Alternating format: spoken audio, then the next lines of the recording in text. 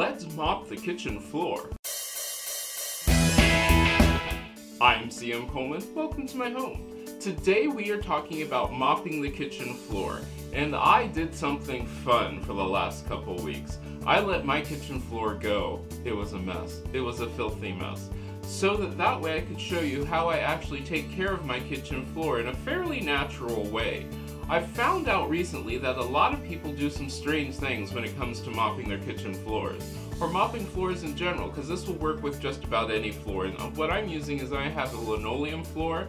So what I did was I first swept the floor. Yes, there are some people who do not sweep their floor first. After I swept the floor, I have a lovely little vacuum that I can actually then use to vacuum up all the stuff that I swept up. I could have used the vacuum before, but I wanted to show you that you can just sweep the floor instead of using just your vacuum. After the vacuuming was done, then I spot cleaned the floor. You know, those spots where there's heavy concentrations of dirt and that sort of stuff. So once that was all cleaned up, the next thing that I did was made my mixture. My mixture is really easy. It's 1 gallon of warm water, and I use pretty hot water, half a cup of white vinegar, 5 drops of lemon oil, and then 10 drops of grapefruit oil. I put that into a bucket, and I put my mop into the bucket and let the water drain out without wringing it out. If you wring it out, you're wringing out all the stuff which is going to help clean up the floor. So what I did is then I used that and mopped the floor. The floor gets wet. I don't want it to be soaking wet, but I do want it to be pretty wet. Check with your floors. Make sure that your floors can handle that kind of water. Make sure that you're using the things which you're supposed to be using to clean your floors. If you're not supposed to be using water, follow your manufacturer's directions. After that, the easy part, let it sit for a couple minutes.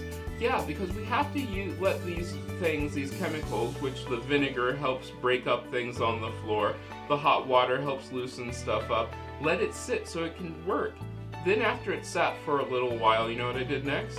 I took the mop, wring it out, and then dry mopped the floor, which means I got all the water up off the floor.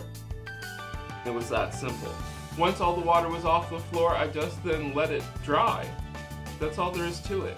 This is that simple, and what it leaves me with is this beautiful looking floor that smells citrusy clean, and it doesn't have that sticky, tacky feeling to it. You do have to let it dry, and you are going to have to actually, you know, scrub some on this. But it doesn't have the chemicals, it doesn't have that chemical smell, and it really works well. This is so simple, it's so informal, it's so simple, and it helps you get your house clean in no time. If you try this, let me know. You can get a hold of me on most social media at CM Coleman Home.